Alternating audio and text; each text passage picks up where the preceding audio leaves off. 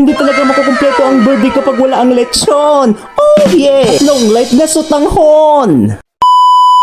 Kakarating lang namin sa Leloy mga doy, so alas 11 na ng gabi, ihaw. Medyo madilim talaga dyan mga doy, so ngayon mga doy gusto namin magkape. Oh yeah! Dito na lang nga kami nagkape sa terminal ng Leloy mga doy. Nga pala sa brother-in-law ko si Kuya Larry at kay Simsim, sila talaga nagsundo sa amin sa terminal. Salamat talaga mga brothers. Habang nagkakape kami dyan mga doy, so medyo napahaba yung kwentuhan namin. How? Sabi pa nga ni Kuya Larry, konti lang daw sila gwapo dito sa Leloy. Ngayon mga doy, dumating na ako dito sa Leloy, dumagdag na daw ang gwapo. So out of 100%, 50 ang gwapo, 50 po ang tikalon. Yeah. Ano ba yan?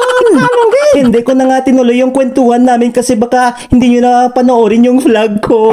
Buti alam mo doon. Bumiyahin na nga pala kami mga doy dahil sa sobrang bilis ng insan ko na yan. Dumating agad kami sabay. So ngayon mga doy, matutulog na kami. Good night. One eternity later. Good morning everyone mga doy.